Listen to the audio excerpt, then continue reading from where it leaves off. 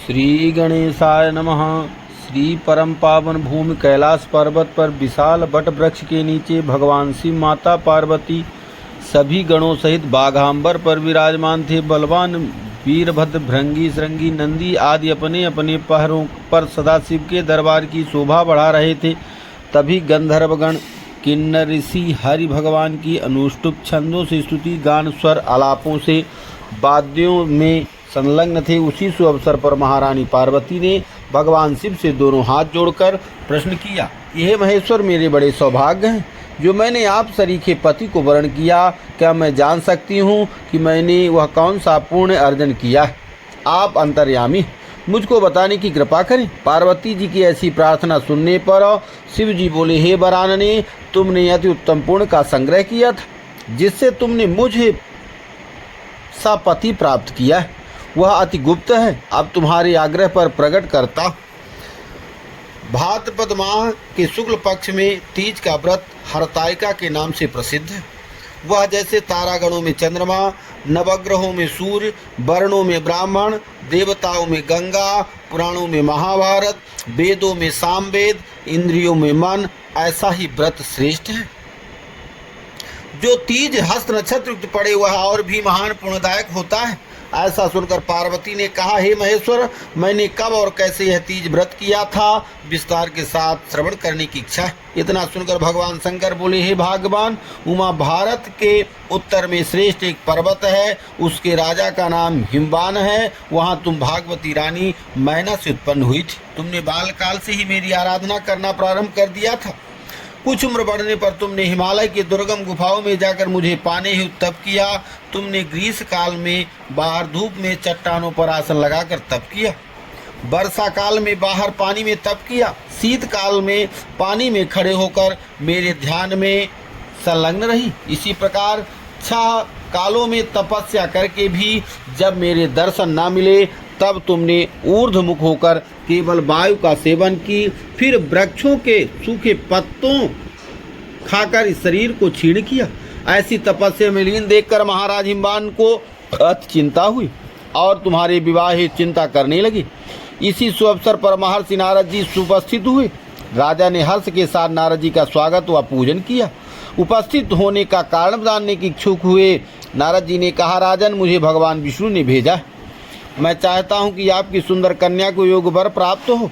वैकुंठ निवासी शेषशय्या भगवान ने आपकी कन्या का वर्ण स्वीकार किया है। राजा हिमवान ने कहा, महाराज, मेरे सौभाग्य जो मेरी कन्या को विष्णु जी ने स्वीकार किया है और मैं अवश्य ही उन्हें अपनी कन्या उमा का वरदान करूंगा। यह सुनिश्चित हो जाने पर नारद जी ने वैकुंठ पहुंचकर श्री विष्णु भगवान से पार्वती जी के विवाह को निश्चित होना सुनाया। इधर भगवान हिमवान ने वन में पहुंचकर पार्वती से भगवान विष्णु से विवाह निश्चित होने का समाचार दिया। ऐसा सुनते ही पार्वती को महान दुख हुआ। उस दुख से तुम बेबल होकर अपनी सखी के पास पहुंचकर विलाप करने लगी। तो तुम्हारा विलाप देखकर सखी ने तुम्हारी इच्छा जानकर कहा, देवी, मैं तुम्हें ऐसे गुफा में तपस्या को ले चलूंगी जहां तुम्हें महाराज हिमवान भी नहीं ढूंढ सकेंगे। ऐसा कह उमा सहेली सहित हिमाचल की गहन गुफा में विलीन हो गई। तब महाराज हिमवान घबराकर पार्वती को ढूंढते हुए विलाप करने लगे। मैंने भगवान विष्णु को वचन दिया है, वह कैसे पूर्ण हो सकेगा? ऐसा कह मूर्छित हो गया। तत्पश्चात सभी प्रवासियों को साथ लेकर ढूंढने को महाराज ने पदार्पण किया।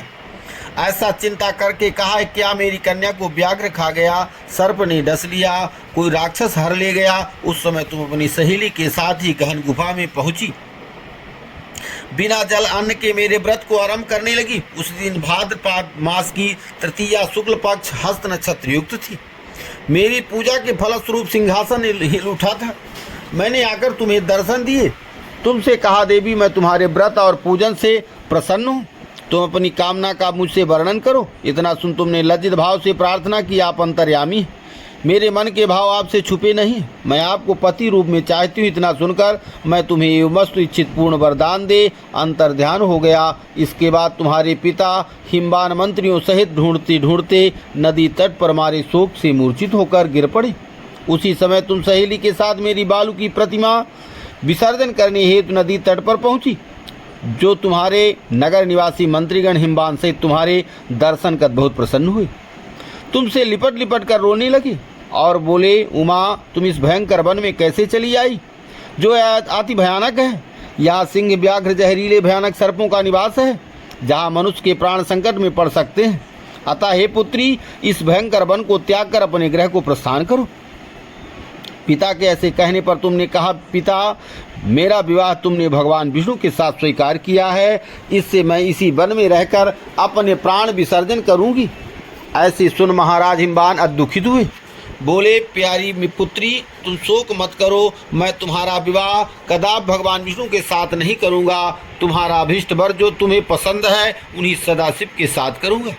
तब तुम मेरे पर प्रसन्न होकर सहेली के साथ नगर में उपस्थित होकर अपनी माता अन्य सहेलियों से मिलती हुई कुछ समय बाद शुभ मुहूर्त में तुम्हारा विवाह वेद विधि के साथ महाराज हिमवान व महारानी मैना ने मेरे साथ किया, पूर्ण कार्जन किया। हे सौभाग्यशालिनी, जिस सहेली ने तुमको हरण कर हिमालय की गुफा में रखा, मेरे प्राप्ति का व्रत किया, इसी से इस व्रत का नाम हरतालिका पड़ा और यह व्रत सब व्रतों में उत्तम हुआ। इस प्रकार सुनकर माता पार्वती जी ने कहा, प्रभु आपने मेरे मिलने की सुखद कथा सुनाकर मुझे प्रसन्न तो किया, पर इस व्रत के करने का विधान, इसका फल नहीं सुनाया। कृपा करके मुझे इस व्रत करने का विधि पृथक पृथक फल भी सुनाइए। इतना सुनने के बाद भगवान शिव ने कहा, हे पार्वती, इस व्रतराज का फल सुना रहा हूँ। यह व्रत सौभाग्यशाली नारी व पति चाहने वाली कन्याओं को करना चाहिए। यह व्रत भाद्रपद शुक्ल पक्ष द्वितीया की शाम को आरंभ कर तीज का व्रत धारण करना चाहिए। यह व्रत निराहार, बिना फल आहार और निर्जला होकर रखना चाहिए। भगवान शिव माता पार्वती की प्रतिमा सुवर्ण की स्थापित करके केले, पुष्प आदि के खंभे स्थापित कर रेशमी वस्त्र के चंदोबा तानकर बंधनवार लगाकर भगवान शिव का बालू का लिंग स्थापित करके पूजन, वैदिक मंत्र स्तुति, गान, वाद्य, शंख, मृदंग, झांझ आदि से रात्रि जागरण करना चाहिए। भगवान शिव के पूजन के बाद फल, फूल, पकवान, लड्डू, मेवा, मिष्ठान, तरह तरह के भोग की सामग्री समर्पण करना चाहिए। फिर ब्राह्मण को द्रव्य, अन्न, वस्त्र, पात्र आदि का दान करना चाहिए। भगवान शिव को प्रति सिद्ध पंचाक्षरी मंत्र ओम नमः शिवाय कहकर समर्पित करना चाहिए। प्रार्थना के समय अपनी इच्छा भगवान के सामने प्रेषित करें। फिर पार्वती जी से यहाँ प्रार्थना करें। प्रार्थना के बाद पुष्पों को दोनों हाथों में लेकर पुष्पांजलि समर्पण करें। फिर चतुर्थी को शिवलिंग किसी नदी या तालाब में विसर्जन करें।